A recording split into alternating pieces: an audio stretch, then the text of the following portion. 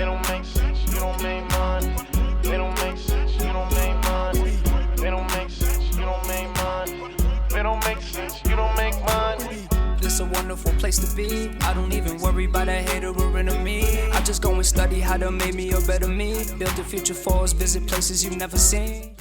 Welcome back to Uncommon Sense. This is our second episode in our podcast. We have a couple of different segments. In particular, this segment is Real Business Talk. Again, you got myself, Travis. I'm one of the co-hosts. You got another co-host in Edgard. You got our newest co-host in Michael coming into the mix. But really all today is supposed to be is another episode to explain a little bit about what's going on in our business, a little bit about our brands, and what we're looking for in the future. But other than that, we'll start off with a couple of questions just to talk about with each other. But do you guys want to do any introductions of yourselves? I know, shout out. My mom just came in town, so I got to give a huge shout out to my mom. I always got to do that. I'm an only child with a single parent. So for me, when my mom comes into town and I haven't seen her in like 8 months, I always just mention it. So shout out to you, Mom. And I think the last episode we did was during was it Mother's Day or Father's Day? I think it was Father's Day. Dude, I swear it was either Mother's or Father's Day. No, it was Father's Day. Father's Day? Father's Day? Well, for me, I'm shouting out my mom all the time. Yeah, absolutely. It was Father's Day. True life mama's boy. That's right. It's crazy. I like it. Hey, absolutely. All right. But dude, introduce yourself. What's going on in your business? What's going on in life? Mm-hmm. Give us some feedback. This is your company, so Essential Impact, in your element, man. What does this mean? What is this, man? What is this? Explain to us. So when I think about Essential Impact, when did it start, by the way? So the brand itself, I want to say started probably 2 years ago. 2 years ago is when Essential Impact started. And it was when I had the privilege of actually opening up my first office in Austin, Texas. Moving out there, kind of expanding, starting off in the Cali office, then saying, hey, I want to take my talents of what I've learned from there to that. And for me, it was a question of what type of leader am I really going to be, right? The concept of understanding that the livelihoods of others were dependent on my platform was huge, right? And I believe that we've all gotten in that role in leadership where the focus starts to shift, right? You start to realize that you're there to impact as many people as possible, right? Especially when they're under your guidance.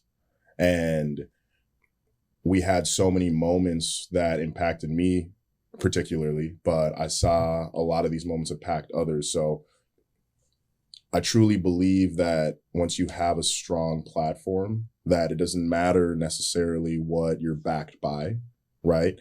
It gets to a point where it shifts and it's, hey, these individuals are here because they're seeking a guide and they've chosen me as their leader to be that guide. And I need to continuously set that example for them, right?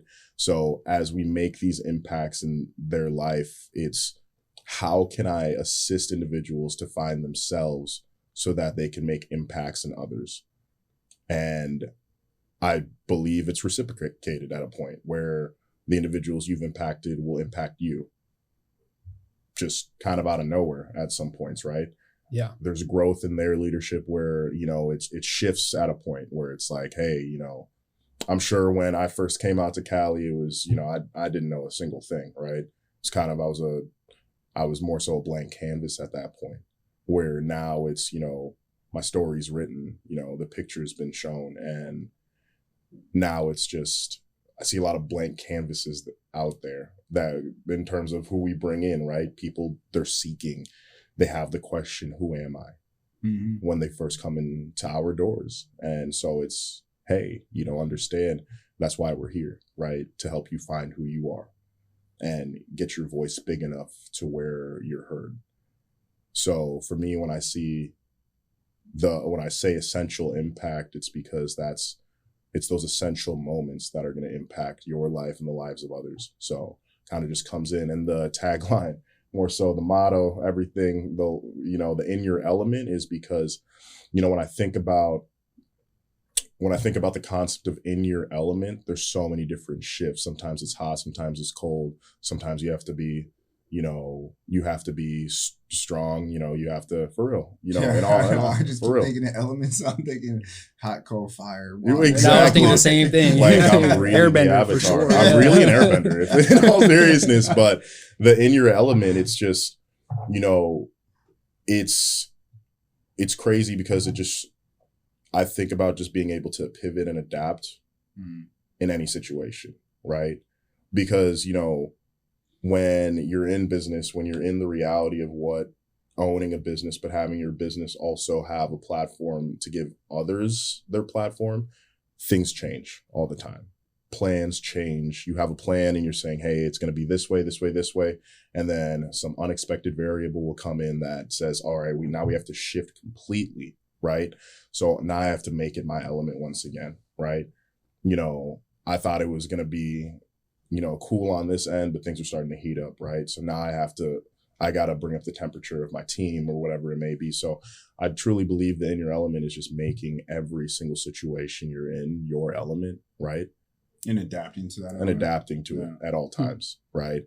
It's just a lot of different situations that we're going to see. I mean, think about the course of your life, in this. How many different situations were you in? And you had no idea. You woke up one morning thinking, this is what it's going to be. I'm going to go to my office. I'm going to get my team out. It's going to be a productive day and this. And then it's like, wait, actually, no, it's a situation I have to deal with my clients, or, the individual that I wanted to put the responsibility on wasn't responsible enough to, get that task done. Right. 100%. So now me as the leader saying, hey, I'm not just going to fall back and say, oh my goodness, like, it's all crumbling down. It's not, I need to step up and make sure that I'm able to adapt and and get all these pieces in place. So the in your element, it's a great thing of knowing, hey, it's in your zone, but you have to create that every single step of the way, even at the moments where it's completely out of your control. Yeah. Right. So, well, that's awesome, man. Thank you for actually being one of the sponsors for this podcast and this episode. So thank you, man. Central Impact, man. Appreciate you, man. Absolutely. And the team is Central Impact. Absolutely. Shout out to where y'all located right now? Right now, actually just shifted. So we're out in Denver, Colorado now. So it's been from Texas to Cali to Denver, Colorado. Yeah. Right. Expansion's been huge. So I think that's what's been really exciting, is seeing that, you see that Essential brand just change a lot. And now I have a lot of great leadership that's ready to take on their leadership journeys. Yeah. Like truly ready to sit down and say, hey, let me open up my platform. So, I think that's just really exciting. Just be able to say, hey, okay, now we are a collective, right? Yeah. We're focused on the objective of the collective words. Yeah. Now your focus is making sure you're focused on others and you're assisting others. Our conversation has shifted from me to we. Yeah. And we're just moving that way. I'm seeing it in the dynamic of my team, but I'm also seeing it in the dynamic of, other teams across the nation too. Individuals I've had the privilege of assisting to opening up their journeys. Now it's, I see my current team connecting with them. And I think that's where it's kind of like worlds collide at a point where it's crazy. I was on a call, 2 days ago? There were probably about, close to 30 people on the call, right? And it was the team of shout out Quaja, shout out Entrepreneurs up in Sacramento and San Francisco, but it was their team, right? And it was just, we got on a call with my direct team, the Essential team. And it was just going over the mindset and the capabilities of what, standards really are, right? And how we're here to break ground in terms of creating a new standard for ourselves and seeing that energy resonate all the way from Denver, Colorado to San Francisco, to where, I'm getting calls from their team saying, hey, I'm ready, I'm on fire, let's take this, let's go. Like, that was very interesting to me, simply because I remember when, both of these platforms were just a thought in our minds, and now they're completely tangible. Yeah. Where people are saying, hey, I'm ready for this. Yeah. Bringing the idea into real life. Yeah. Exactly. That's a beautiful thing too, right? Because although we all started doing the same thing, even if it was very simple, just learning how to be comfortable speaking and be comfortable being yourself in a public setting, right? Now you're able to come together with, people from all over the country and share that same path. Right. And share the experiences along that path. And I think we were talking about it earlier, but whenever you give a personal example of things that you've gone through, that allows people to attach themselves to that example and say, wow, you learn whatever lesson you learn from your experience, I can now learn from your experience. And I think that's very powerful. And a lot of people don't have that same platform. And the fact that we've been able to stay still together, right, through this whole process of growth. And we've been able to just share that wealth with each other, where it's not like, okay, you do your thing in Colorado, but now you're the only one finding success. That's not the case, right? It's like, hey, I'm finding some success. Yourself. Exactly. Exactly. It always comes back to the collective, and it has to, right? I think with that mindset, it allows everyone to grow just as fast. Yeah. And it gives more people gives more people that platform to say, I can do it too. Hey, I see you working. I see some characteristics in myself that I can improve a little bit more to reach that same level of impact, reach that same level of success. Yeah. You know? Exactly. Well, I feel like most people don't know your story either, because it's very similar. So you went from, Texas to California to, Colorado. You had a similar journey just across the nation. So started in Arizona, then Chicago, Illinois, and then to California, but 2 areas of California, LA, San Diego, then back to LA, and then Orange County or, what have you.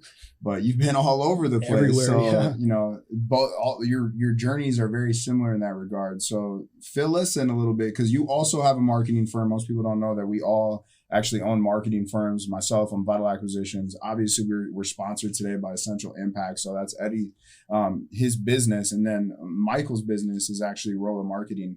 Started in San Diego, that particular brand. But fill us in a little bit about your journey so people understand like where your voice comes from, because obviously your voice is very strong too. So 100%. Well, it all started through a breakup. Funny enough, right? Get here, bro. Started from the breakup, right? Coming back. Came back with a vengeance. Yeah, time to boss up, right? Well, that's where it started. And, it was COVID times, so it wasn't really much to do. I was fully invested into a relationship that didn't work out. And I was left with this feeling of, I have no idea what to do anymore. I don't know what to do right now. And the first thing that came to my mind was, I need to come up with a plan. I've never written a plan down before, really, like to change my life. I think it's time I do that. And I will never forget, I just kept saying, I need to move. I need to leave San Diego. I was born and raised in San Diego, and I just needed to leave, kind of hit like a reset button, And then I wrote down, I need to just go to a different place, and I need to stop partying. I need to stop, wasting my time. Sure enough, a day after I write that plan, my cousin hits me up and he says, hey, there's this party in Arizona. You want to go? I said, sure. Yeah, why not? Let's go. I need to stop partying. But I'm going to start partying. There's one piece to it, dude. There's one last time. Leaving, but I'm also partying. It was funny. And then it just goes to show just where my mindset was at the time, and just where my discipline was as well. But I go to this party, and the whole time I'm thinking, man, this is beautiful home. This is like mansion in Arizona. And I was thinking the whole time, like, man, this is probably super expensive. Like, I could never afford a place like this ever in my life.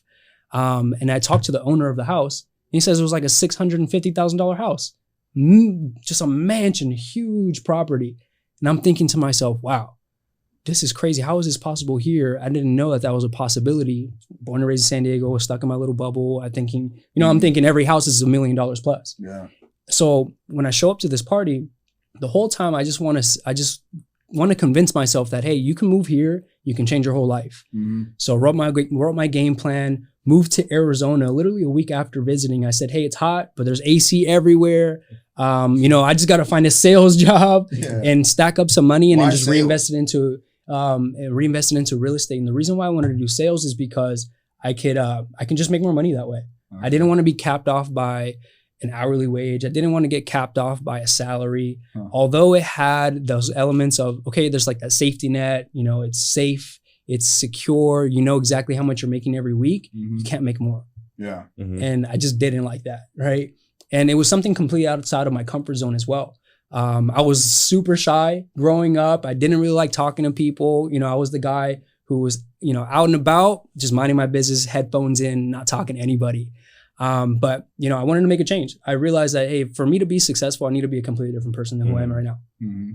And I think that piece is why I love what we do, because I could just share that story with as many people as I possibly can, and it can change their life too. But nonetheless, I start off in Arizona. I start in this marketing firm. I'm thinking, okay, cool. They told me sales, but they told me marketing, and I don't really know what's going on. But hey, I'll show up. I got a job. I'm moving. So I show up to Arizona. Didn't even look at the place before I moved in. Didn't even look at the place. Sight unseen? No, I just showed up. Damn. Yeah.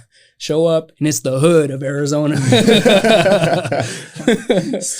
I'm like, oh, well, I guess I'm stuck in the hood for a year. Whatever, all good. But it was a good time though, because it really showed me how to live on my own. It was the first time I was living on my own. First I had to pay my own bills, and with an uncapped commission, oh man, it was the dream life, man. Yeah. I was running it up, right? I was making enough money to not only pay my rent, but pay off my rent in like a week. Yeah. Which is great. And then now I was tapering back from the party. Yeah. I mentioned tapering back because it took me a little while to get back adjusted to that. Instead of 3 parties a day, it was like one. It was like one party a day. Yeah, it was something like that. Right. 1 day party. But I started to do more things for myself too. Just like breathing exercises that really just calm my mind down heading into sales position. Again, uncomfortable, wasn't really my natural state of being. So I had to calm my mind down, I had to be in the moment. But 10 months later, I have this opportunity to go start my own business, my own marketing firm in Chicago, actually. And that's where I started Obro. Obro stands for Obstacles Bring Rare Opportunity. Obro? Obro. Obro. Obro. Exactly. Obro. Obro. So that was the first brand. And man, I was so young. I didn't know what I was doing in business. Made tons of mistakes. I was 21 years old. 21 years old. And in that side of the country, I had no one. Yeah. I was by myself. So I had to just not only find myself in just my personal, but also find myself in leadership, find myself as a CEO, find myself as a business owner. Yeah. I've never done that before. Yeah. So sure enough, made tons of mistakes, a lot of stupid like purchases. For example, I tell you guys this story all the time, but there was this span, there was like 3 months where I was making like almost 6 figures in 3 months. Yeah. Which is crazy. But then I was spending all my money. Right? Because I wanted to prove to my family back home that I was doing something, I was making something out of my life. I ended up buying my dad a brand new Benz, or not Benz, but a BMW. Yeah. And I'm thinking I'm hot shit, right? But sure enough, where did that money go, really? Yeah. It's interesting to know that the thought process of when you're making it or when you're starting to make something of yourself, at least in your own mind, where that shifts into how do I show that to others? And when you start to say like to yourself, I need to show it to others, especially my family, what will show them that I'm making it? Yeah. And 9 times out of 10, I feel like every person that does that, the immediate shift is I need to show them the money. I need to show them what's going on with the money, because that's such a huge indicator of someone's level of success in societal views. So it's like, all right, well, I'm gonna adopt that mind frame. Let me do something for the family to show them. But really, if we could impart any type of knowledge onto like a younger generation, especially because you're still very young. And personally, I feel like I'm still very young. But in all reality, and I see those looks, you assholes. But nevertheless, it's when you're looking at that, when you're thinking that, and when you're leaving it on to the next person, it's like, please, by all means, do something to show your family that you care. But it doesn't necessarily need to be like a financial thing. It's more so like, something I think is removed from culture nowadays is, man, why don't you just write them something? For me, just to add a little bit to why I'm thinking that is because my grandpa, he was in World War II. Their level of care that they would send to people was letter writing, like letters. He wrote like we have it framed somewhere still to this day, because it was just this long drawn out like his journey, but it was all a message in paper that he was just handwriting. He was going to be like a journalist or a writer too. He actually was supposed to get a scholarship to do that shit, but just like sent that to the family, to his mom and to his, to his dad, to his sisters, his brothers.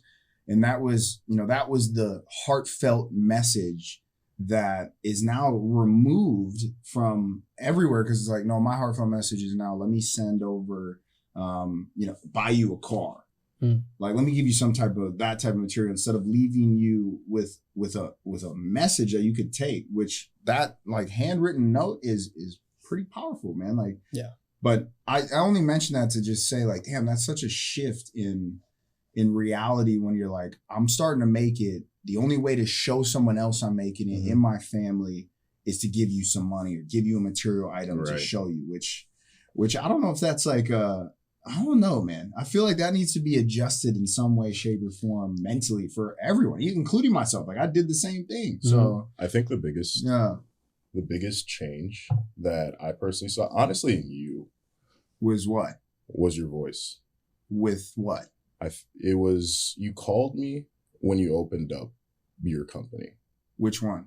Vital Acquisitions. Okay. When you opened up Vital Acquisitions, I was still in Minnesota at the time. Yeah. I had no idea what was going on, but I remember I FaceTimed you, and I will never forget this FaceTime because the conversation you had shifted.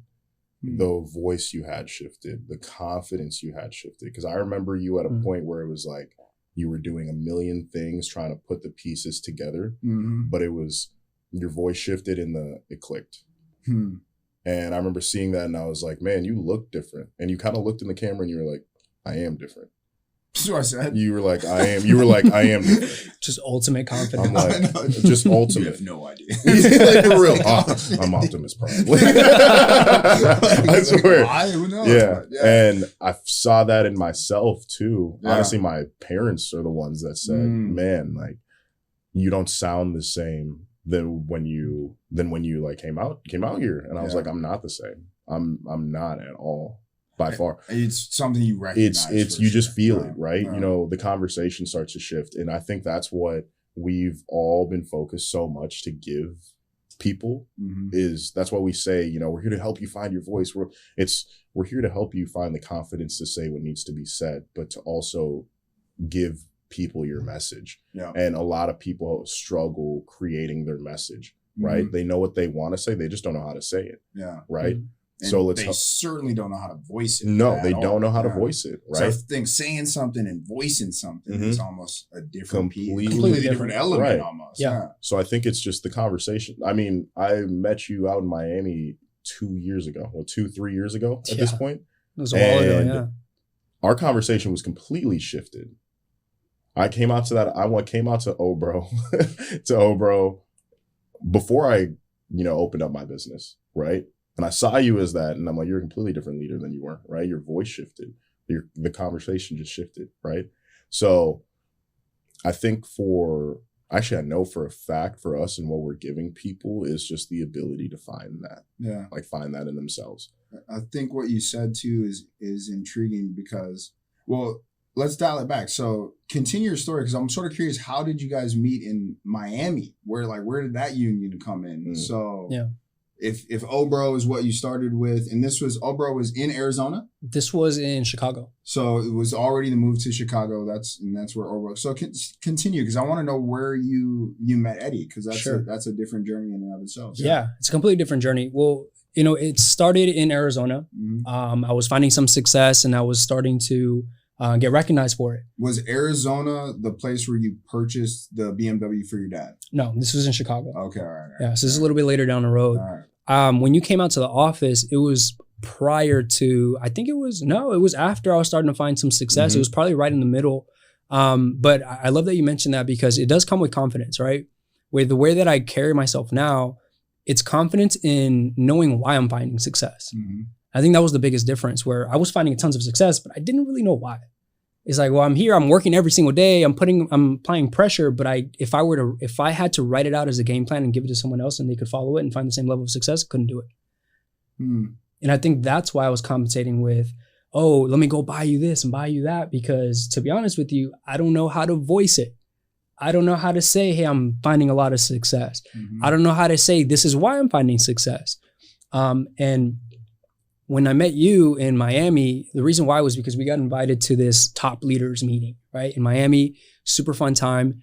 And, you know, I think it was just real recognizes real, right? I just recognized that you, and Susan was there too. Yeah. I recognized that you guys were just moving different. And it was the confidence that I realized. And going to that meeting, I realized that there were so many people that had started in the business before me finding way more success a lot sooner. And it really helped me just zone in even more and take it a lot more seriously and just apply more pressure. That's all it was. Because at that time, I was, like I said, I was just kind of rolling by. It was 10 months and I was finding some success, but I wasn't really all that good until I came back from that meeting and I got promoted to, you know, manager of, like, in Arizona Of the client. Yeah. In a month after coming back, built a team of 5 people in a month. And it was because I will never forget this message. Some, you know, obviously there's great speakers there, great, amazing guest speakers, all had amazing things to say, but one piece stuck with me the most. And when at the end of it all, I don't know if you remember this, but you know, they said only 1% of you is actually going to take this information and apply it right away and do something with it. The rest of you, you know, it's just fun. It was a good time and you'll probably tell stories about it, but you'll never really take action on it. And I just remember thinking, man, I found so many great examples of success here. I can't be excluded from that 1% at all. I have to, next meeting I come back to, I have to be the one saying, hey, I was here before, but now I'm in a completely different situation. I was that 1%, you know? And I noticed that in other people at that meeting, and Eddie happened to be one of them. So, you know, I'd be lying if I said that we stayed in contact immediately after that. But when you came out to the office, I was excited, man, because I knew the type of, I guess, the caliber of talent that was going to come to the office and impact the team at the time. And that was at a time where I was transitioning, where I did have a business partner. He ended up going off to, you know, different ventures, you know, save a good amount of money. So he just wanted to start opening up coffee shops and stuff like that. So, you know, more power to him. But, you know, he left a 21-year-old in charge of this business where I didn't really know what I was doing. How much was the overhead you were left with? Dude, right away. I'm just curious. Right away, even just the rent alone was $6,000 a month. Right away. So it was funny because I had the best week I ever had in my life. I can't remember exactly what the direct deposit was, but it was the best week I had ever had up to that point. I was finding so much success, so much momentum, and I ended up losing money that week. Damn. Yeah. Expenses are real. They're so real. They're so real. Yeah, just understanding what they are and like really diving deep into the books, man. Knowing what you're paying for. Yeah. That's crazy. Managing it the right way too is just, it's so key. It is so key. And that's what I think this opportunity really teaches you. It's like, okay, because, you know, I walk away and I say, wow, money is by far the easiest thing to make if you have the right work ethic to do it. Whether or not it's kept in that account is completely a whole different thing, right? I'm looking back and people are like, wow, you had that direct deposit. This is what it is, you know, 20+ K in a week, this, that. And I'm like, yep. And it's gone. It's all gone.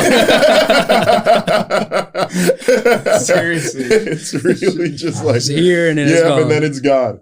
And then it's just, but it all comes back on you though, right? You know, and you say this a lot, you know, if you were given $1 million right now, do you think you could personally handle it, right? Do you think you can manage it, right?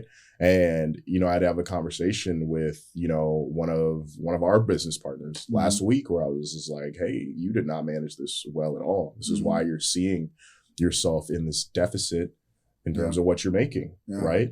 You were completely blinded by the fact that it was coming in, but you didn't necessarily know how to make sure that it was coming in the right way. Right? Because what you have, and, you know, once I explained the concept to his team, everything shifted.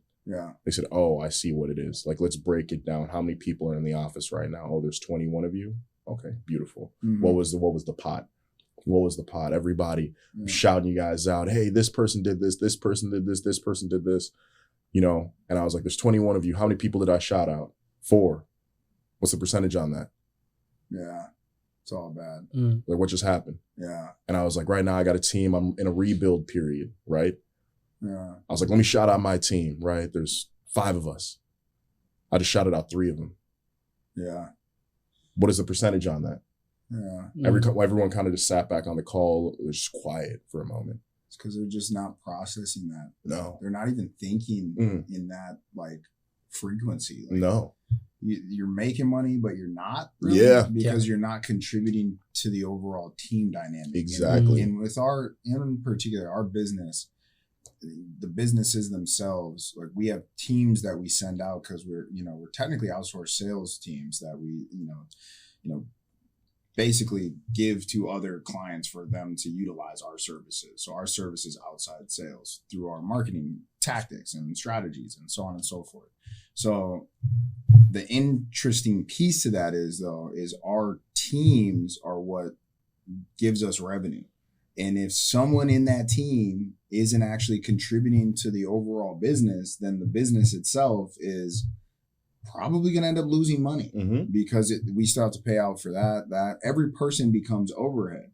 But if they're not paying attention to what they're contributing, becoming an asset, and it's going over their head, then they become more overhead for us. So it's like we need to, manage to that. And that's a hard concept to teach and make aware when someone's seeing a DD come in where they're like, but I just made 22 racks this week. And then all of a sudden it's like, 21 of those just went to your team. It's crazy to think of that. And it was because once we broke it down and we just sat down with it, I'm like, see, off of what you did last week, if it was managed correctly, this would have been a $7,000 profit in the week. Yeah. Instead of a $4,000 or $5,000 loss for the week. Oh, no suck. Completely shifted the whole. Done that before. Yeah, and I've been a product of that too, where I'm sitting back like, okay, like, this is what it is. Immediately get into the books. You're like, wait, line by line. Why is it red? Why is it red? There's so much red. Each person, you're like, oh my god, exactly. Keeps going down. The number keeps going. Oh my god. Hold up, let me recalculate. You take out your calculator. You got like 4 different calculators. Yeah, what's going on? Right? No, this shit ain't right either. Definitely not. It's the details in the whole process. And I think even people don't realize, like they might realize it from a financial point, right? Okay, hey, maybe I'm not making enough money for me and like, I can't pay my bills this month. Like that sucks. But some people are okay with that to a degree, which is weird. But even that, right? Think about that type of person in this type of culture. So not only from a financial perspective where it makes a big difference, but culturally, because now you're around that person. Now you're listening to that person. Maybe you're having a bad day, and then now you're listening to this person for advice. Yeah.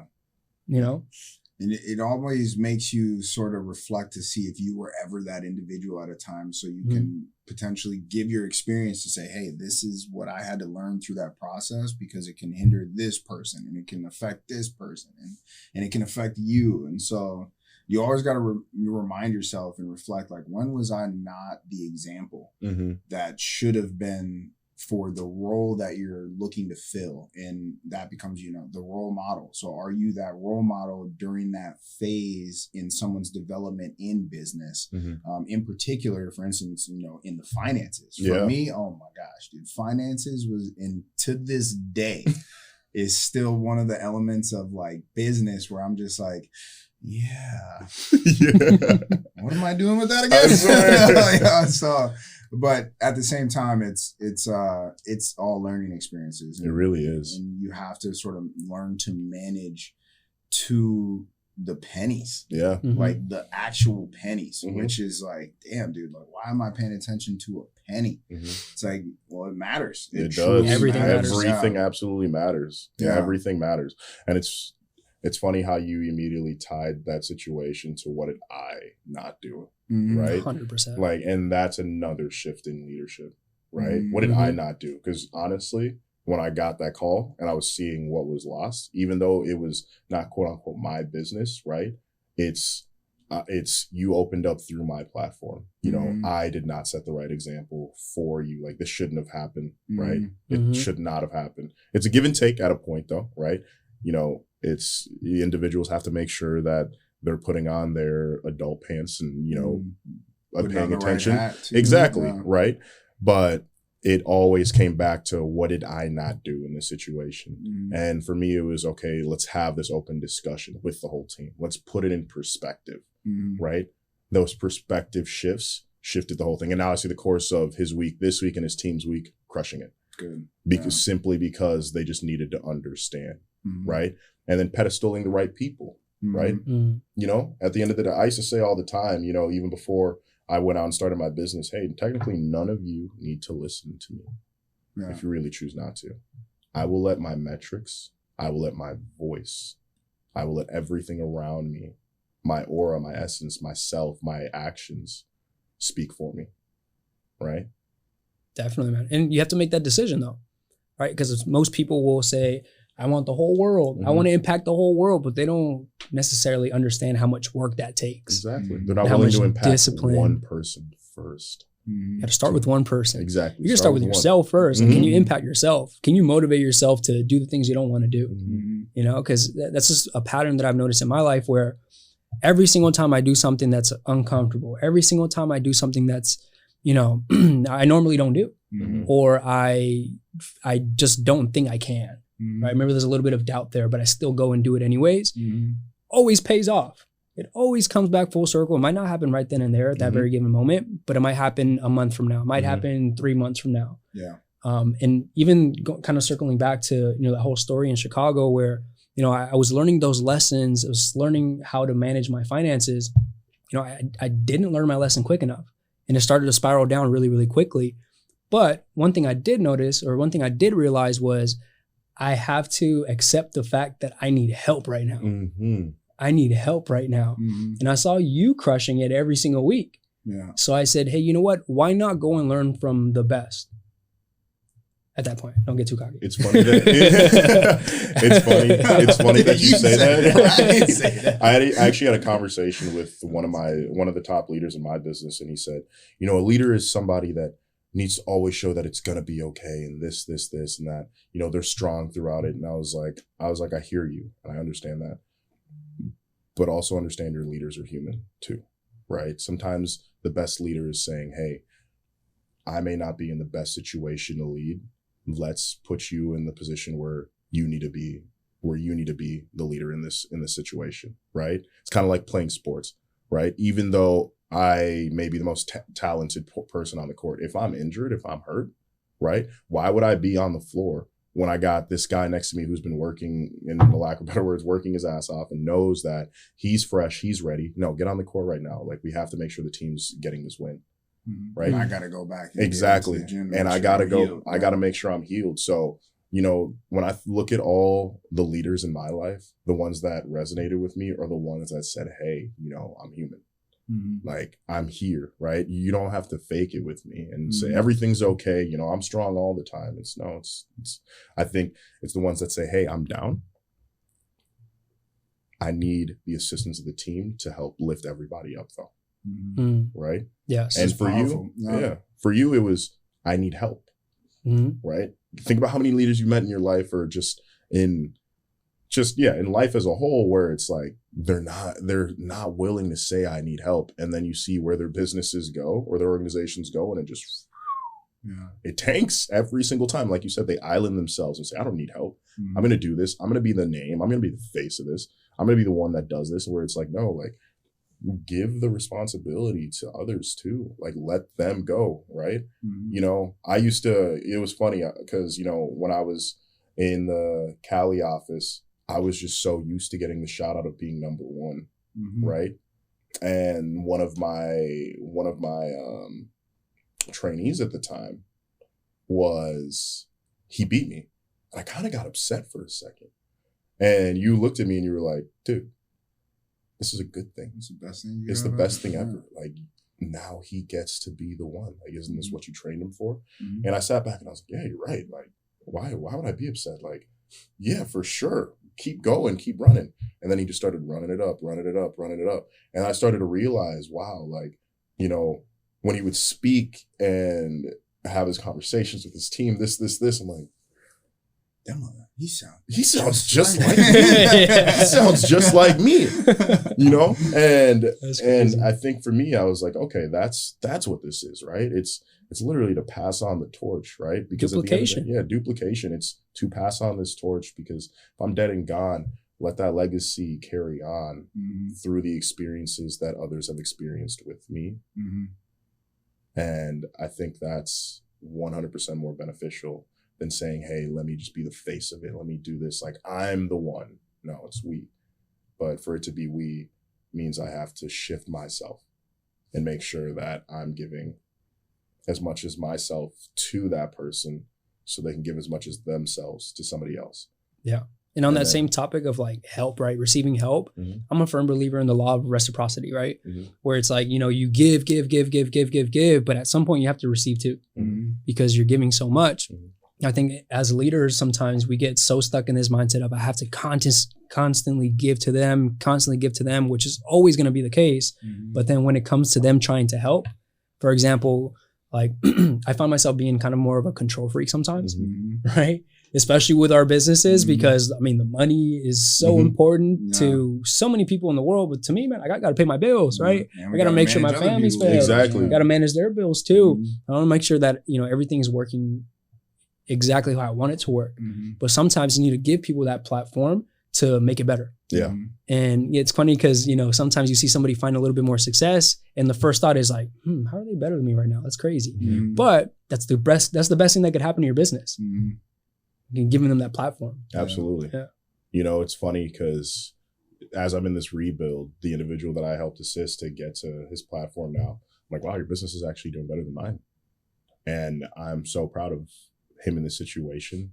And it's so great. But then when his people come and see me, that's like, they're like, wow, like, I'm just here to learn from you. You're telling me you helped teach this guy. And I'm sitting back, I'm like, guys, you not realize like he's crushing it right now? Like he's absolutely crushing it. Like you have a great leader in yourself, you know, but it's great to know that, you know, the guidance is still there where it's the brand that the brand cultivated. Exactly. So, yeah. And the thing is, it was passed on by individuals like yourself, man. You know what I'm saying? It always starts from the top. Like your name rings bells across the nation where there are people who are like, Travis? You know what I'm saying? No, like, way. No, seriously. Get out of here. They're like, I need to meet him like this.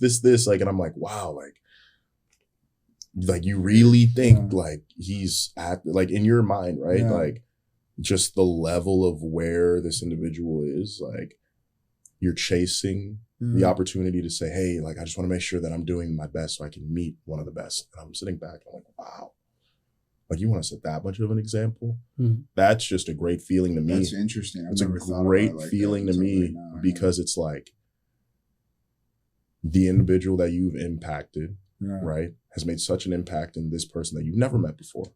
Never met you up until this. All you know is an idea of who I am. Yeah. But the idea of who I am is allowing you to say, hey, I'm going to better myself.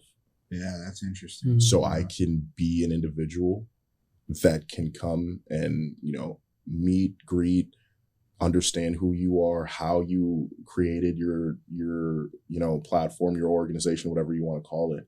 And I just see that in his people. I'm like, wow, you guys really think this of me. Like, thank you for this, right? You don't know how much that means to me. Because at the end of the day, you know, I feel like we need to hear it. We need to hear it. Everyone needs to hear it just to make sure that you're doing the right thing. Like, and especially you know, when you give as much as you give. And you're exactly. like, I'm never hearing anything back. It's and like, you know that you're not doing it. It comes to that point where you're just giving to give. Like, you know for a fact that 9 times out of 10, it's never coming back. It will never be reciprocated. But when it does, it comes back in a form where it's like, it's very powerful. Where all of a sudden you're like, dang, I gotta take a deeper breath real fast. Like, I gotta really sit back and say, like, okay, so I'm doing the right thing. Like, I'm not doing negative things. I'm doing the right thing. If someone that doesn't know me that met someone else where it's like, you know, the words that are happening behind you, it's like, are they all negative or are some of them actually like, oh man, he actually helped me. He set me up. He did this. He did that. You know, or whatever. So it's like, it's very interesting how that plays out. It's something that I never saw. I don't think you ever really see it coming. It's sort of a blindsided moment. Yeah. And I think the concept of business as a whole, it's because what we're looking for is the biggest givers, right? Because, you know, I think, you know, we're just recently, right? There was a new structure that happened with one of my clients where they were like, we're going to give you more for this, right? And it's just going to come to you. Immediately in my mind, I was like, not even in my mind, I actually said it out loud. I said, hey, team, they're giving this to us right away.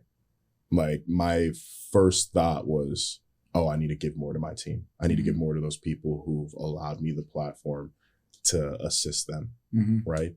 That allowed me to be a voice that they're willing to follow. So, and it was without it in my mind. And it was funny because from some of these clients, they're like, you don't have to tell anybody. Like, you can just keep it. You know, it's all you. And I'm sitting back and I'm like, why would I do that? Why would I do that? Right? It's what you talk about, having that strong giving complex at all times. Like, why do you make the strides that you do? Why do you have people that follow you? It's, oh no, I'm a giver. And I expect nothing back. Yeah, that's the key. It's like recognizing that you should never expect anything back and to just keep giving everything you got. Because as much as you can. There's nothing else to do on there. I know. I guess not everyone needs to think this way, but for me, it's like all I have to do is give. Like, everything I have at every moment. Life's so short that you might not even have the time to get something back. So it's like, why would I not just continuously give? Yeah. You might not even have the time to get it back. Like, you know, why would I not continuously give? You know, we focus so much on the return on our investment. And it's like, you know, why would I not continuously invest in people? Like, you know, man, this just shows how much heart we put into our businesses. And I think it's for that exact same reason why all the way across the country or just all the way up north, you have somebody saying, just speaking highly of your name. Right. Speaking highly of your name, speaking highly of my name. So it's like the level of business partners that we develop through this business, just because we put in so much of our heart into it, man, it makes the biggest difference because they know that like we truly care about them. They know that we truly care about the entire organization. Even if I've never met somebody before in person, I see them in the group chat, right? I wish everybody the best in every situation. So when somebody else is finding tons of success, man, I get hyped up. I get excited. And I want them to get to a point where now they can make the same impact that I know they can, just based off of numbers, based off of results in, you know, just the everyday work. And then you meet them and you're like, all right, so you're a genuine soul, man. I like you. And then that's the real recognized real, where you see it in Miami. And then you know, I also briefly met you in Miami, I feel like? Did I? Barely, yeah. I think probably just like walk past each other. I was there too. It was like a 2-second hello, this is him. And then I think you introduced me. You were like, yo, this is Michael. I was like, what up, Michael? How you been? Crazy to see how this all turned out. To be real. Miami, beautiful view. Amazing views. Like, oh, shit, this is nice. But on the boat and everything, man, it was nice. You guys got the boat experience. Yeah, when they picked us up, honestly, the Miami trip was crazy because everyone was like, wow. Like, I'm excited to be here. I can't wait to come here again. I'm like, honestly, I can't wait to grow something large enough to where I can bring all these people, right? Where I can say, hey, the yacht picked you up. Hey, we stayed at the nicest hotel in Miami. Like, that hotel was nice. If you haven't seen Bad Boys 2, it's the same hotel from that movie. So for me, I was like, oh my gosh. Like, we did it. Right. Which we got to appreciate the people that actually sent us there. Yes, 100%. Thank you so much. As business owners, as, you know, up and coming business owners, they invited us to these, you know, actual places. And it's rare that people will do that. And when they recognize talent up emerging, it's awesome to be a part of that. But back to your point of, you know, sitting there saying to yourself when you came back, like, I really got to implement that so I can be part of that 1% that literally implements what they've been learning from people that have gone through, you know, the struggles, the hurdles, the obstacles. And so then you bring it back to, you know, Obro. Is that what happened? You brought it back to Obro, and then from there you sort of just bring us through that, I guess. So it was right before I actually moved to Chicago to open up the business. In fact, I hadn't really proven myself to be the leader that was capable of starting his own business before going to Miami. This is truth, honestly. And then I went to Miami, and the real thing that set in, it's interesting, is the same thing that happened when we went to New York. Yeah. Where it felt like, oh, this is nice. This is something I could have never imagined. It's more of a feeling where this feels right. This feels like it should be like this. Like this is something that is coming my way. I just need to get there. Yeah. Right. And it just showed me that it was possible. It showed me that, like I said, it felt right to be there. And coming back, implementing everything that I learned, you know, in 6 to 8 weeks, they tell us all the time, right? 6 to 8 weeks, you can build a massive team and you can just take over the world pretty much. And it was true. Yeah. It was true. Went to Chicago, opened up the business, did my thing. But what really set in as far as, okay, let me take in all this knowledge is when I came into your office the first day. Okay. I came into your office the first day. The first day I came into your office, it's because of this. I came in with the mentality of, I need to show everybody that I'm a director. I'm the director, right? I'm the boss. Like I'm not just a brand new random guy. Like I know what I'm doing. Yeah. So when I came in and I gave I did my pitch in front of the office, I wanted to make sure that it was the best pitch they ever heard. Yeah. That was my main goal. Yeah. And I learned the pitch the night before. Really? The day before, Sharon hopped on a call with me and we were just practicing. Shout out to Sharon. Shout out to Sharon. Tell me everything. Yeah, big time. Learned that same structure of coaching people and training people. I still use to this day because it worked for me. Yeah. Scorpius Global, by the way. Scorpius Another Global. marketing firm we're in association with. She's an absolute killer out in LA. So shout out to Sharon. Shout out to Sharon for Taking sure. over LA. Yeah, and I know you mentioned before that like she pretty much trained you too, right? Yeah, at that point it was actually ridiculous. Like, and she didn't even notice she trained me. It's funny. It was actually like months after, like probably like 6 or 8 months after, and she was like giving me like asking for advice on this, and I was like, Sharon, you trained me, right? And then she was like, really? I was like, I worked with you every day for like 2+ weeks and you taught me everything. And then she was like, I didn't even notice. Like, I had no idea. Dude, she's I didn't even want to train. Laser beam I focused, swear. She's like, things done. I'm like, oh, she's like, wow, I was just talking to you and like just giving you advice. And I was like, yeah, I know. Like, I give that same advice to my people. Yeah. To this day, still. Till this day, right? And now we share a different relationship. Now, she called me last week asking for advice on her team.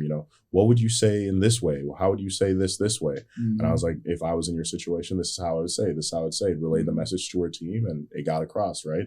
And now we're sharing a completely different knowledge base together. Dude, right? And she just promoted someone in the office yesterday. That was right? Who came to my office and was like, which was crazy to think about. He came out to Denver and, was just like, I don't really know like what I'm doing here, like this. And I was like, and then it clicked, and then he came back like, dude, I'm taking it. And I was like, dang, look at how that all like, yeah. Wow, I like that. Yeah. We've created an environment that allows people to sort of see themselves in an opportunity, actually just to recognize an opportunity. Mm-hmm. And once you recognize an opportunity, it's what do you do with it? Exactly. Yeah. But you start to realize, when I sit back on the opportunity, we talk so much about the opportunity, and then it's also just like, what is the opportunity really? Yeah. Like, I think people don't really get. They don't really get what it is. It's not necessarily the business. It's not necessarily a marketing firm. No, it's not even the money either, dude. It's not necessarily the money. No. It's very interesting. It's wild. There's so many ways. There's so many things to think about what the opportunity is. Because I walk in and I say, wow, I get the absolute privilege to go build relationships every single day. Yeah, those are like perks. Yes, exactly. I get the privilege to do that every single day. And then see those relationships build into other relationships. Yeah. Right? And seeing the dynamic of where new ideas start to come in place, where new concepts come in place. And it's like, that right there is just a section of the opportunity where it's like individuals that just don't know will just look over that and be like, okay, this is what it is. It's like, do you not realize what you're capable of doing right now? Yeah, you're literally losing sight of that. Yeah. You're losing sight of what your capabilities are. Mm-hmm. Like, I get to go around and say, hey, I get to bring people into this platform. Mm-hmm. See, because when somebody hops on one of my interviews, I'm like, oh, I have a lot of seekers. They're seeking something in life. Mm-hmm. They're looking for that. They're looking for guidance, right? They have questions, right? Mm-hmm. Hopefully I can give them the answer that they need, right? And I think that's just a privilege in itself, right?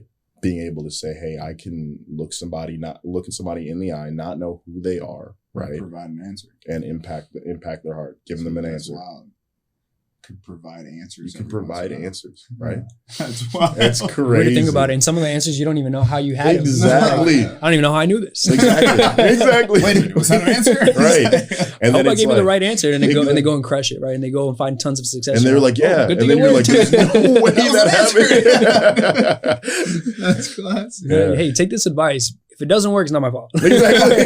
And if you don't take it, okay. Okay, It's all all right. good. Yeah. Mhm. Yeah. Well, we hope you do. I hope you do. Hope you do, because it worked for me. Yeah. You know, like I'm never going to give anybody advice that never worked for me. Yeah.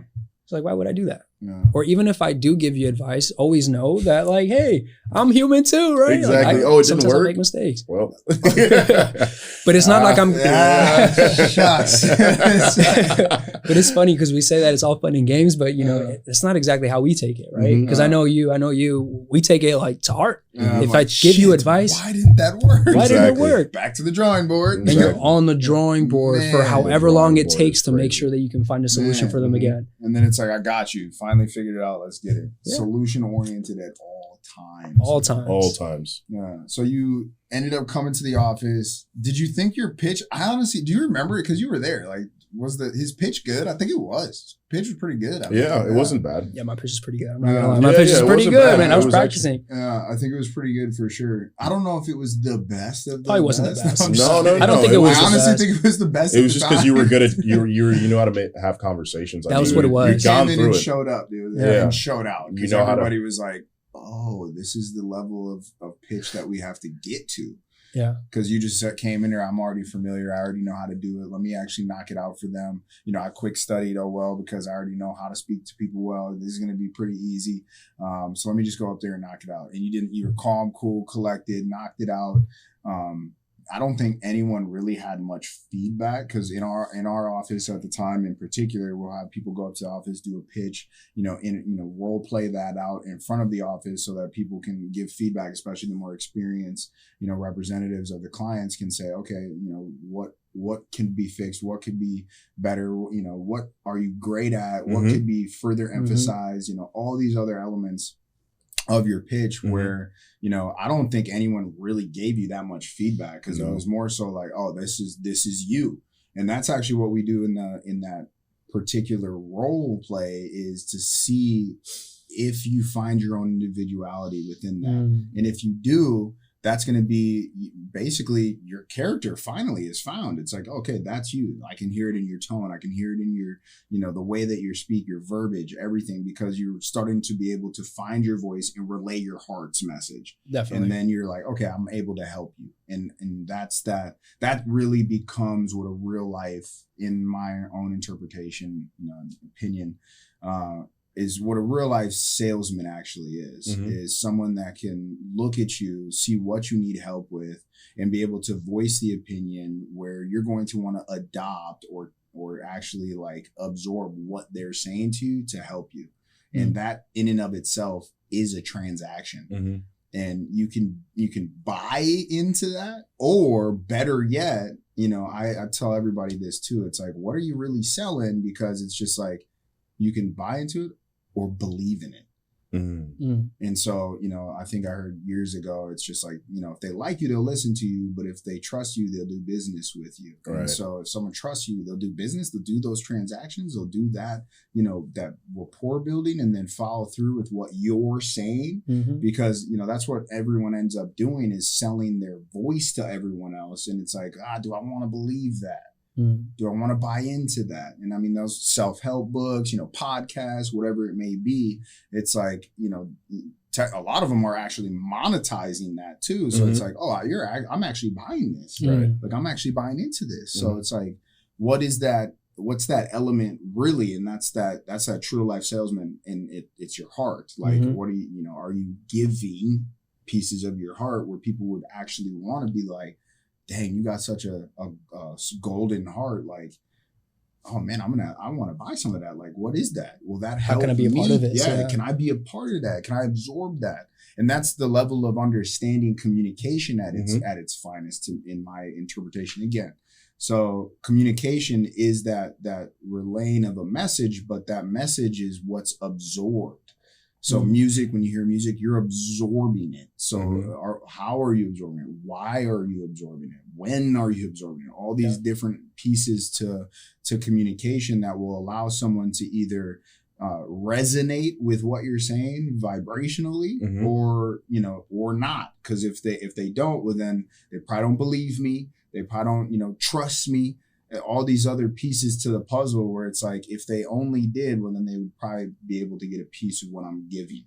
Yeah. And so I find that to be interesting. And for you, when you went up to, in front of the whole office, your inclination right off the bat is, I need to give them something so they know that they can immediately buy into the fact that I'm a leader. Yes. But then it's, it goes beyond that because it's like, okay, if I really show up and show out, they'll believe it right away too. So I don't even need to worry about, selling anything else. And then, a real life salesman really becomes just you as an individual where you're not really selling anything. It's like, you might think I'm selling, but I'm not. Just being me. It's just me. Yeah. Like, let me help you if I can. If I cannot, we'll figure something out. We'll find a solution. It's really a solution, man. It's really what it is. Definitely.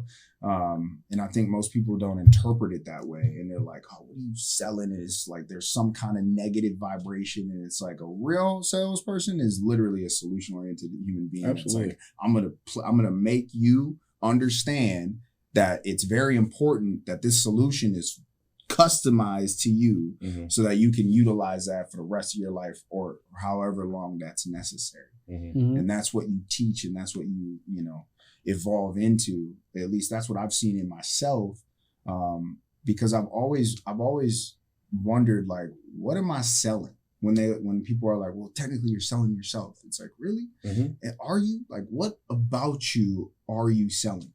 And then it's like, are you selling, words that you're literally hearing from someone else and you're just like regurgitating onto other people, like what we're taught in school, like memorize, regurgitate. It's like, is that what you're selling? It's like, what are you actually selling? And then I always sit there and think like, okay, so I really don't want to sell shit straight up. Yeah. Like, even in my business, I don't want to have to sell you anything. You either want what I'm offering because I'm offering it to you, an offering. Like, that concept is lost in translation too. This is an offering. I'm giving this to you. You can take it or leave it. Exactly. And if you take it, there will be a transaction that happens right now in this lifetime. It's like, we need to make sure that we monetize it to some degree so we can further develop other offerings. Exactly. Which is lost. And you're giving them the biggest transaction, right? Your time. Your time, yeah. You're offering your time. I'm going to devote some of my time to assist you in finding a solution. Exactly. Because I don't know when that time's out. Yeah, absolutely. And, that time comes with so many things. It's funny because when I was having that conversation with a huge collective team, right, it was a conversation of shifting the perspective, right, understanding the standard. And, the individual that was leading the team said something along the lines of, this isn't meant to, we're not here to belittle you guys, like, whatever. We want you to feel good, all this. And I was like, hey, let's cut that right away, right? I'm not here to belittle anybody, right? The reason why, if this is an uncomfortable conversation, good. Completely fine. Like, you can think whatever you want of it. The fact that I'm spending my time out of something that I didn't have to do to come speak to you right now shows how much I care about your opportunity. Shows how much I care about you and your standard for yourself, right? Whether or not you're going to, and I said something where I said, if you think this conversation is quote unquote negative, change the conversation. Then don't allow me to say these things, right? Through your performance, through your metrics, through everything that you're doing. Don't allow me to say any of this. Facts. The next conversation we had, I'd personally like to praise you. Let's make sure that I can continuously praise you, but that's up to you right now. We don't even need to have this conversation technically. Yeah. But what has been done is the reason why it's happening. Yeah. Right. So, and also something that you said, right? The reason I feel like people follow you, myself, whatever it may be, is because, and I think we talked about this concept, was the concept of how much faith we have in ourselves. Yeah. how much faith you truly have in yourself. When I look at these large speakers, right, the David Goggins, whoever it may be, right, people, Grant Cardone, everyone looks towards, it's, why is it that they're able to make the crazy impacts? And it's just because they have faith in themselves, like more faith in themselves than others have in themselves. To the point where you have so much belief in yourself that it really comes out to being like, I can now share this faith with others. And they need to recognize that you just got to do this and you'll get more faith. And more belief in yourself. And then it just starts to grow. And then it's like, with my team, I sit back and I'm like, and I ask myself on these individuals, when I see a lot of these people on my interviews, I'm like, okay, like how many faith workers did I see on that interview? How many faith workers, like true people who truly are going to bet on themselves to be able to make this work? Like you said, like without having a hourly backing or whatever it may be, a safety net, right? It's interesting you brought that up just now. That's where my head was taken. It's complete shift. It's okay, how much faith do you have in yourself to say, hey, I can go capture this just based on me, right? I can go capture this based on everything that I put in, an emphasis on my work ethic, but also an emphasis on making sure that I can grow the work ethics of those around me, right? Setting that example, right? How much faith do I have in myself to make this a fruitful endeavor? Yeah. So, it comes down to the time that you put into it too. Yeah, absolutely. And so to bring it back to that point, because you're talking about an individual's amount of faith that they have in themselves that you're looking to recognize. So, because again,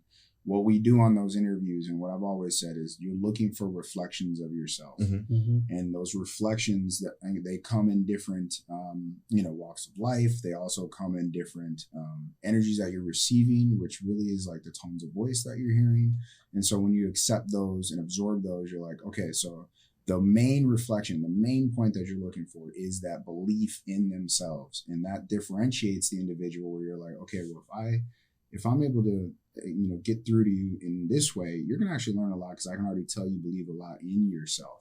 So am I going to devote the time to do that? But also that reciprocity that you're saying, are you going to devote the time necessary? So for me, what I really went into this business for, and we were just discussing this too, and it's interesting how it plays back into it, was I did a lot of ownership of businesses that were 100% commission.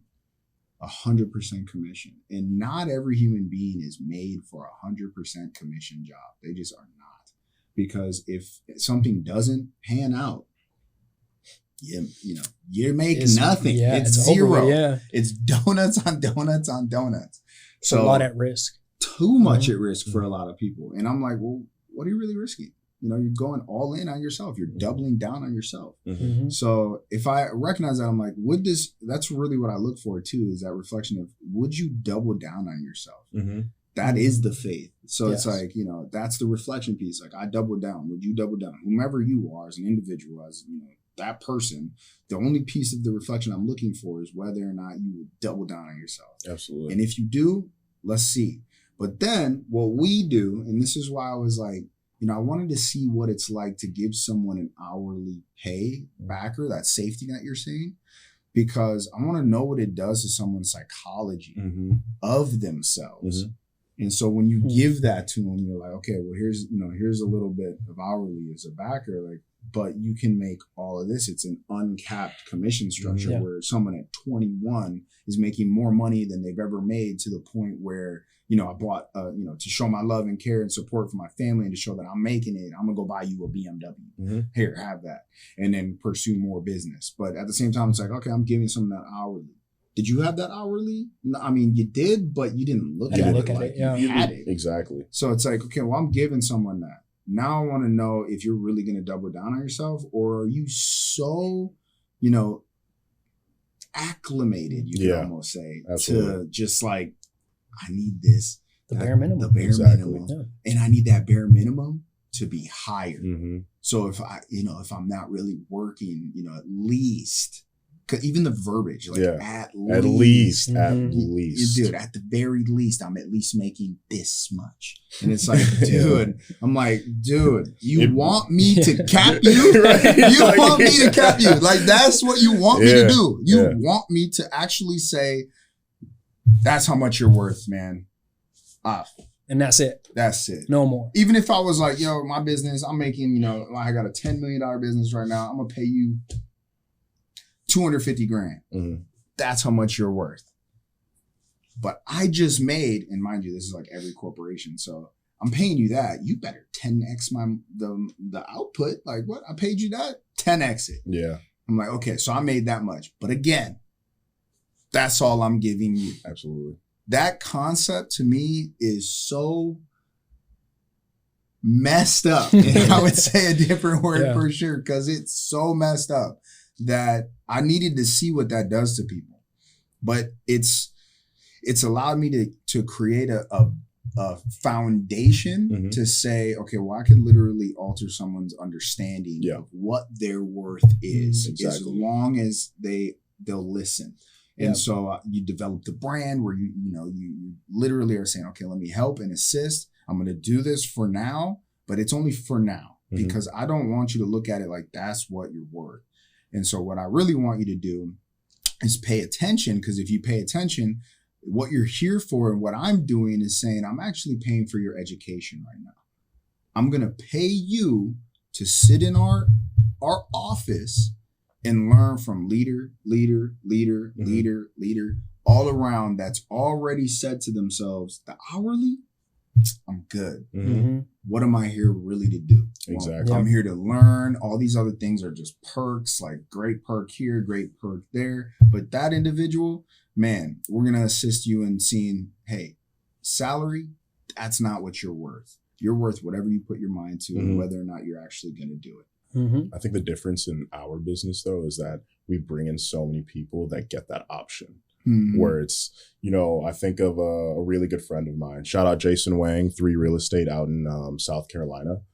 Absolutely. Shout out Jason for real, doing a lot of great things, with what he's doing. But, when you work with those structures where it's, hey, being in that type of game where it is 100% commissions itself, those individuals are coming saying, initially they're walking in saying, hey, I'm betting on myself right now. Love it. You know what I mean? Too, yeah. Whereas with, what we do, since we do have that, safety net, right? We get different spectrums of those where it's like we create and find those people, but we also get the ones that are like, no, I want this other option too. Yeah. No. So the caliber of individual, I've seen a shift, because when I look at his team and what they're doing, I'm like, these are very sharp people, like extremely sharp in every facet of what they're going to do. Yeah. And they say what they're going to do, but they've all made that decision to bet on themselves, but they did that day one. Because there was no choice to. No, there's no other choice. That's the problem. We give choices. Exactly. We give them the option. So whether or not they're going to sway that option, like where they're going to sway is there, where it's like, hey, you have no other option but success in this field. Yeah. If you're going to come into these doors, right? Yeah. So, I look at the way he structured his business and I've learned a lot from the guy. Honestly, one of the, without even having to talk to him all the time, I'm like, man, I pick up a lot from what he does.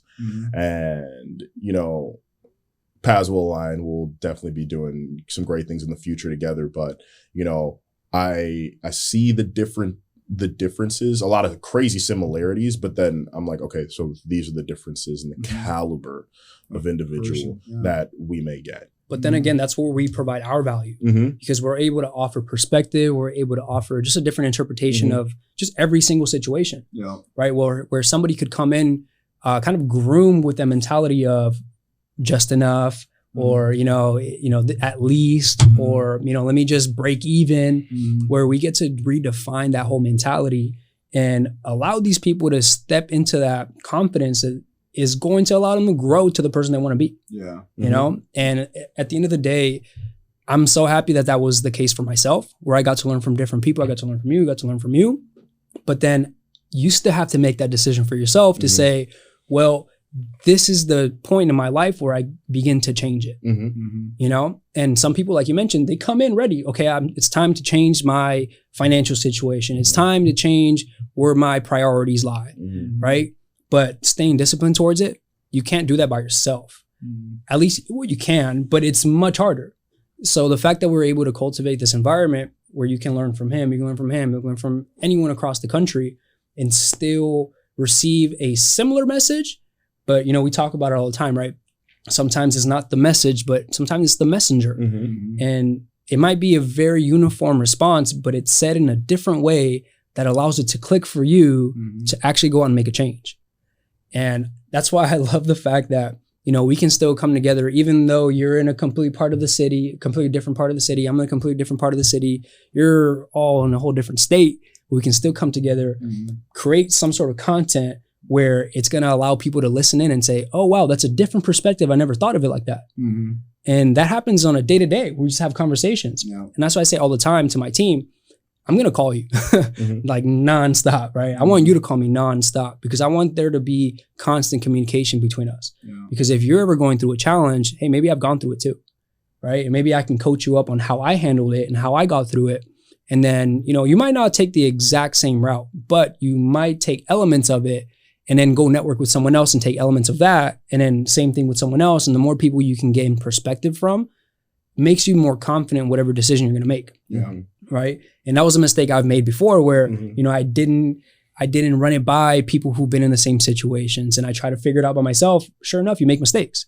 Sure enough, you're stuck in you put yourself in a position where now you're forced to learn from your own mistakes rather than from other people's mistakes, you know? And that's a loss of like the ability to almost like interpret information you're getting because you get everyone's inundated with so much information at all times. But if you can discern the errors from others and do that faster, you can move faster.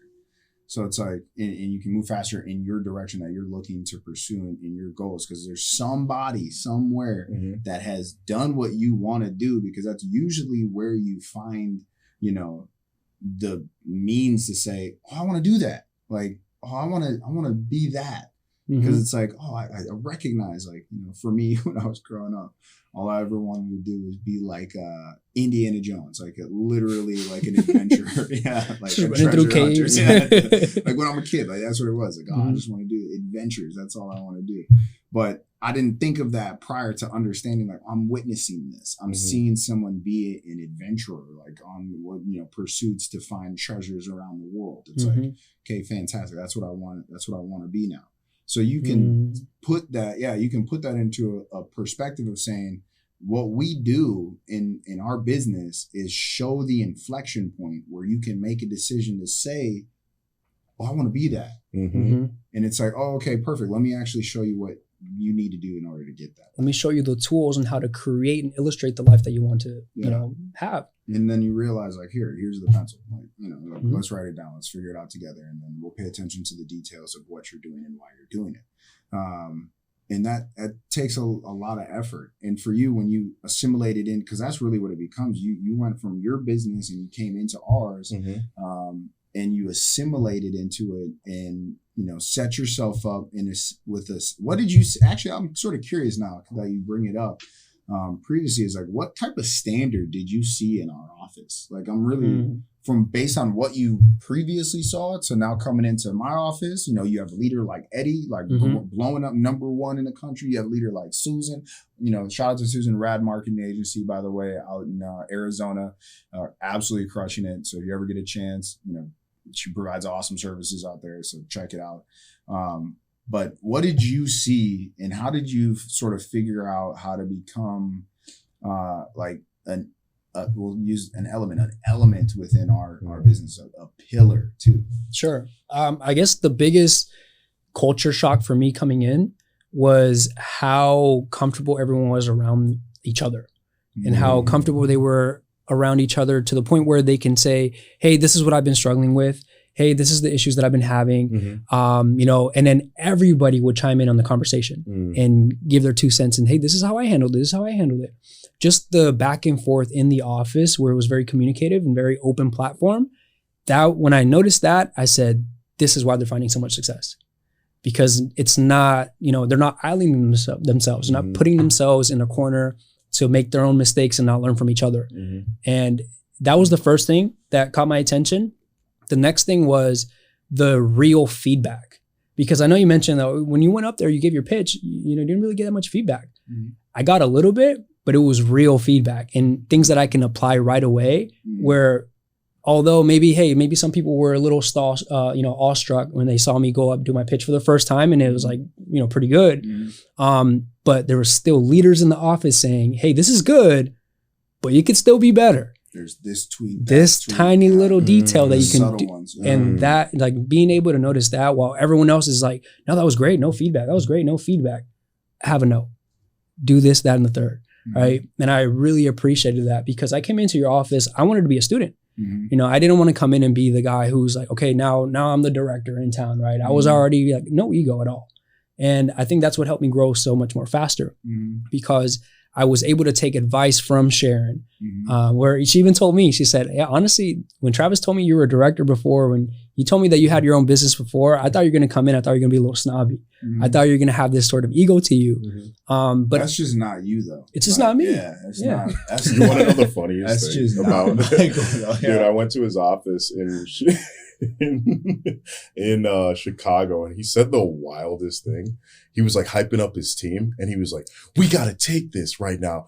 Are we going to let some snobs from California come in and take over this market? And I was standing there like, bro, what? I was like, dog, I'm right here. And then you looked at me, you're like, oh yeah, but like, you get it. I was like, he's from California. I was like, bro, like you could have said that before I got here. Like, because everyone immediately, they were like, yeah. And then they looked at me and I was like, bro, what did I do? What did I do? It's not from California. I swear, right? I was getting fired up, man. I was getting fired up. Getting fired up, but you got your team fired up though. That was so funny.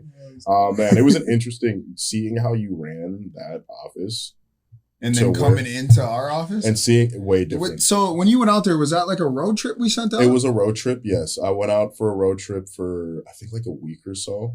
And I vaguely remember. Yeah, I had a lot of feedback. When you were like, so how does he run it? I was like, dude. Needs help.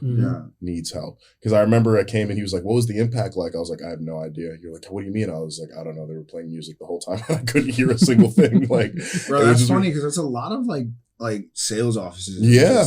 Which is like no intimate piece to it. No, exactly. Which is weird. They don't realize that. And I'm like, why are we drowning out the voices? Yeah. Like, why are we drowning out the voices? Like, it needs to be. And a lot of the music is like, it's not good music. It's not like very it's not conducive to foster an environment that's like, oh, I can actually give you my heart real fast. Exactly. And you can take a piece of that. Exactly. Instead, it does that. Drowns it. It's just noise. It's just noise. And then I'm like, guys, we're trying to assist people in having bigger voices and whatnot. Like I should feel not the music's voice. Not the music. Like I should feel the energy in the room. I should feel the frequency. I should feel all these vibrations. Like truly, you've had those conversations, those like, those meetings, those speeches where it's like, it feels as if the room is shaking because it impacted you so much. You know what I mean? And you can't do that when it's like, I'm drowning it out with something else. So for us, it's a very different dynamic where it's like, hey guys, like you're going to hear what I have to say because it's like that's the focus of what we're saying, but you're going to feel what's being said. It was definitely intentional too. So if you came in and you felt that, I'm happy. Like I'm ecstatic because that was a hard thing to assemble. Like not everybody, when you come into my office originally, when you came into my office, anyone ever does. And right now it's more of a system now. So it's definitely become, it's funny to me when people are like, what's the system here? I'm just like, y'all aren't paying attention. Like, you have no idea. Dude, you know how many times we walked in that office and we were just like, all right. You know what I'm saying? What's on the agenda? Let's speak from the heart and the agenda will come. That's all you ever had to do. It's like, exactly. You'd always be like, do you got any announcements? And I'm like, yeah, I got this. And I'm like, well, do you got any? No. Dude, it was so funny. Good announcements. Thanks. And it's funny because you said that because one of the leaders out, shout out Braden, by the way, out in Colorado, he was like, yeah, the way you and Travis are, we're just so structured, like you said. And I was like, do you think? It's honestly sort of comical. It's so funny. I was like, it's comical. do you really think that we sat down and I was like, he was like, let's go over the notes like for the day. I don't know if we technically should be like laughing. No, but it was, but I think it was. You don't want to like duplicate that. No, but then at a point, it's like, why not though? Like, why not have it's saying, hey, I wear my heart on my sleeve so much. Yeah, exactly. It's instinctual. Exactly. It's knowing that the people around you are going to add to the conversation. Exactly. You just need to kind of throw up the, throw the alley-oop. Exactly. Yeah. I had this new individual come into my business last week and he was like, he wanted to say something and kept on like not even interrupting, but like interjecting and just having that. He's like, I'm so sorry. And I stopped the whole meeting and I was like, never apologize for adding to the conversation. That's what this is for. Mm-hmm. Yeah. I'm not here. Exactly. So glad you did that. That's what this is for. It's such a moment where it's like, it will be okay. Yes. Let it go. Exactly. Let's hear what you got to say, exactly. bro. Let's hear that shit. Even if it's a thought process that challenges what's going on. It's even better. Let's hear what the collective is going to say to bring it back to focus. So for us, I think that's where, we shared that where it was like, okay, like we don't have to have a structure because the conversation is going to flow through amongst everybody. To where it's like, there was no structure. We just allowed people the freedom to open themselves up. And that's why our meetings had the impacts that they did. That's why you felt the way. That's why you came into our doors. That's why you sit there and say, man, you're so structured. You're so structured. It's then other people are like, you guys aren't structured enough. I'm like, all right, I guess we're not. What are we then? Are we structured? Are we not structured? Well, too much structure also kind of takes away from the creativity. That's another element. That's why. Well, I think that's why the meetings were so good because you were able to just follow that stream of thought. It wasn't like, oh, I got to talk about this. I got to make that point and this point. No, it's just, it's going to come out. To this actually. Yeah. It's exactly like this.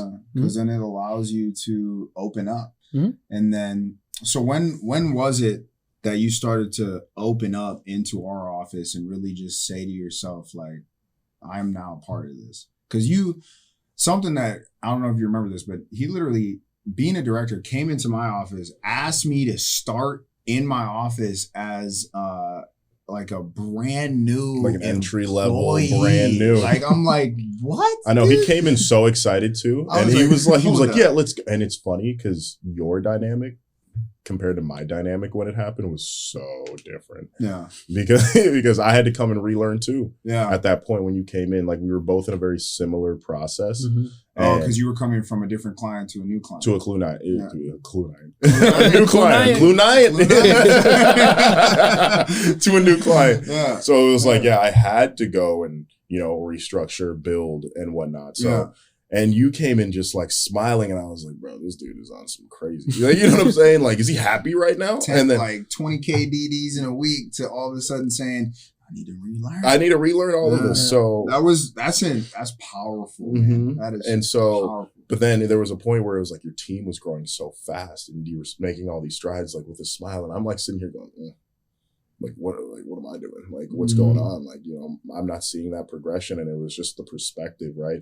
I wasn't looking at it as like, hey, I'm coming back to better myself and make sure that my foundation's stronger. So when I go out again, like it's just going to thrive. Because honestly, coming back and seeing, wow, like, being able to build my team. Bro, did you come back from Texas when he came back from? Exactly. At the same time. We came back at the same time. I think I came approach. Back when you left to Texas. Yeah. I came back when you left to Texas. Yes, exactly. And then you came back a little bit later. Yeah. Yeah. And then like I came back and then I was like, I got to restructure a few things. Like I need a stronger foundation because Texas was great.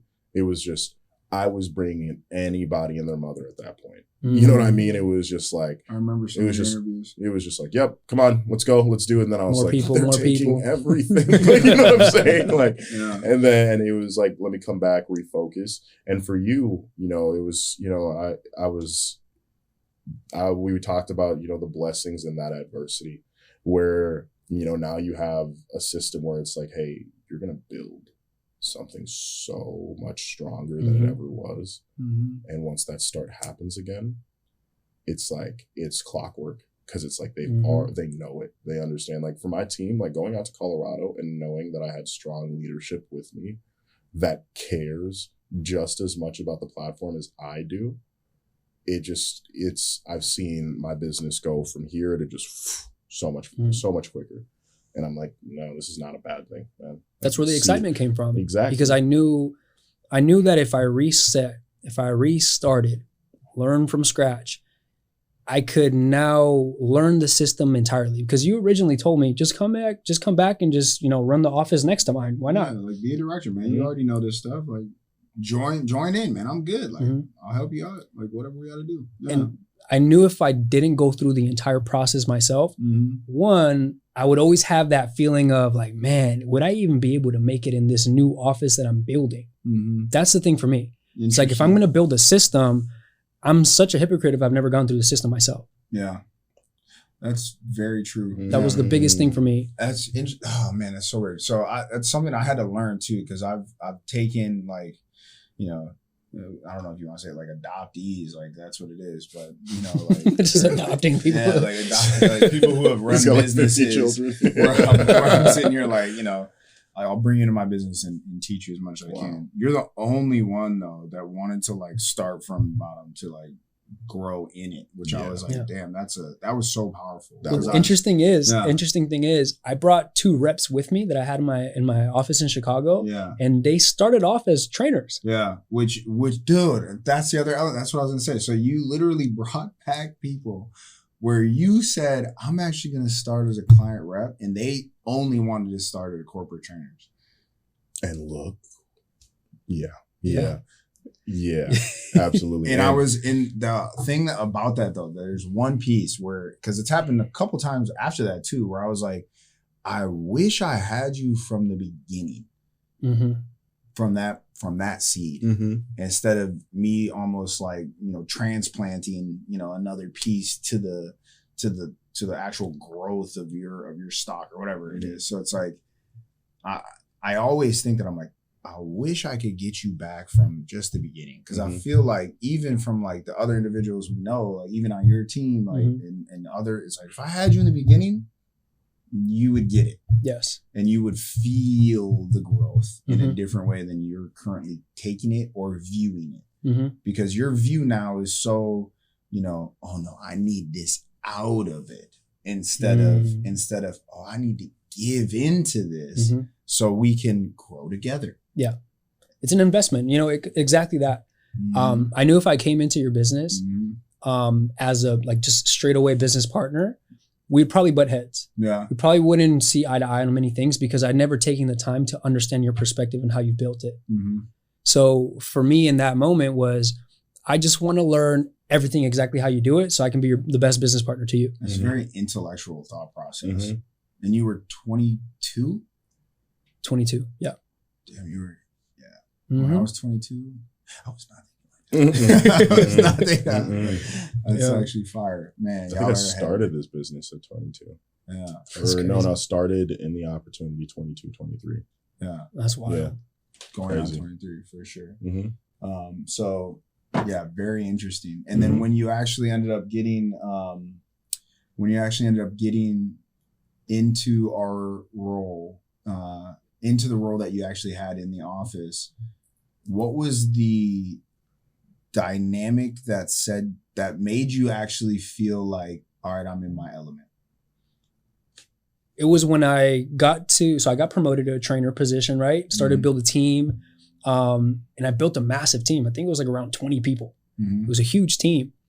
And I was slipping up on every habit because, to be honest with you, and you brought it up to me, actually everybody brought it up to me. It was that moment where everyone hopped on a Zoom call. And I think, Travis, you're like, oh, just hop on this call real quick. I'm like, cool, I'll hop on this call. And then it's like everyone, and then it's like a whole business intervention. Business intervention. Exactly. Which happens all the day. And I was so appreciative of that because no one is ever taking like a group of people and sat me down and said, you are way better than what you're doing right now. Like, you are way better than what you're doing right now. And to be honest with you, I needed to hear that because I didn't think that I was, like, I think I told you guys verbatim, I don't think I'm a good enough leader. Yeah. And I was scared of it. That was impactful to me. It altered the way that I taught other individuals because it was a moment where you were about to quit on yourself. And I'll never forget this. This man called me up And 9 times out of 10, when someone calls me, I'm like, oh, they're quit. Exactly. Just a random call out of nowhere. They're about to quit. Bro, it could be a call from my mom. Oh, quit. It's like, what? Nah, He said your mom quit. what? How this happened? Everyone quits. Right? No, but you were like, man, and it's always the quick pause in the beginning. It's the deep breath. It's like, hello, man. Like, I was like, what's up, man? He's like, every single time. Hey, man. So, and it's usually something like this. So, I got to tell you this. It's like, what do you got to tell me? I was like, oh, you quitting? I'm like, bro, before you even start in, I already know where you're headed. And what's the reasoning for it? Like, I just started picking into you like that. What's the reasoning for it? And I was like, all right, I think you need to understand that this thought process that you're having right now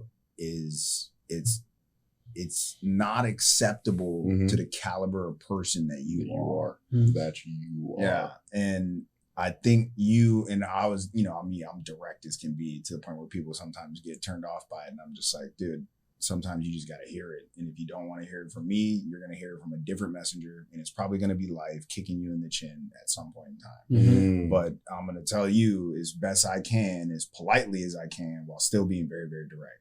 So I was like, nah, man, this isn't you. This isn't your caliber. I've seen what you've been able to build. I know what you're doing in life. I know where you're headed. And I know I've witnessed your element in how you've been growing, because you came into my office ready to have a seed planted, and you were the one watering that the whole time. And I've been watching you do it. So how can you stay in the correct mindset? Well, guess what? You don't need to worry about it. You're in my business. I got your back. Right. I'm also going to go to work with you. I'm going to be in the dirt. We're going to fucking water this thing together. We're going to, do whatever's necessary to actually get you going in the direction that I know that you can head, because I've watched what you're capable of. And if you're doubting yourself in your element of leadership right now, that's where I step in. And that's where I step in and say, I got your back. I am your backbone. What can I do to assist? And that's what I think we've cultivated as time has gone on. And that's what you've brought out to Colorado when you came back from Texas to gather more insight to how you can, help an individual like Braden. Like, shout out to Braden, shout out to your whole team out there, Ava, Johnny, all of them out there. So it's like, am I missing anyone? Probably like everybody. That's about it. That's about it right now. Shout out to the whole team out there. But, to leave shout out to Will. Shout out to Will too. It took you a second too. I was like, so many people.